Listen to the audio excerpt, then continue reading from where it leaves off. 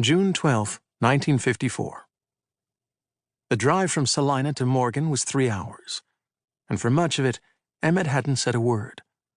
For the first 60 miles or so, Warden Williams had made an effort at friendly conversation. He had told a few stories about his childhood back east and asked a few questions about Emmett's on the farm. But this was the last they'd be together, and Emmett didn't see much sense in going into all of that now.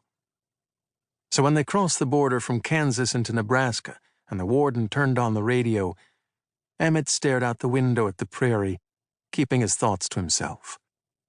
When they were 5 miles south of town, Emmett pointed through the windshield. "You take that next right. It'll be the White House about 4 miles down the road." The warden slowed his car and took the turn. They drove past the McCusker place, then the Andersons, with its matching pair of large red barns. A few minutes later, they could see Emmett's house standing beside a small grove of oak trees about 30 yards from the road. To Emmett, all the houses in this part of the country looked like they'd been dropped from the sky. The Watson house just looked like it had had a rougher landing. The roof line sagged on either side of the chimney, and the window frames were slanted just enough that half the windows wouldn't quite open and the other half wouldn't quite shut. In another moment, they'd be able to see how the paint had been shaken right off the clapboard. But when they got within 100 feet of the driveway, the warden pulled to the side of the road.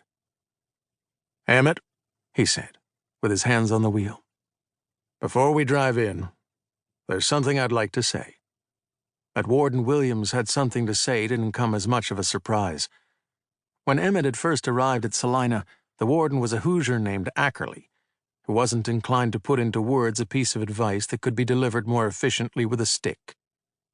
But Warden Williams was a modern man, with a master's degree and good intentions, and a framed photograph of Franklin D. Roosevelt hanging behind his desk. He had notions that he'd gathered from books and experience, and he had plenty of words at his disposal to turn them into counsel.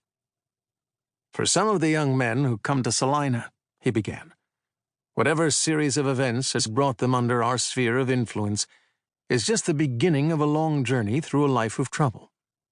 They're boys who were never given much sense of right or wrong as children, and who see little reason for learning it now. Whatever values or ambitions we try to instill in them will, in all likelihood,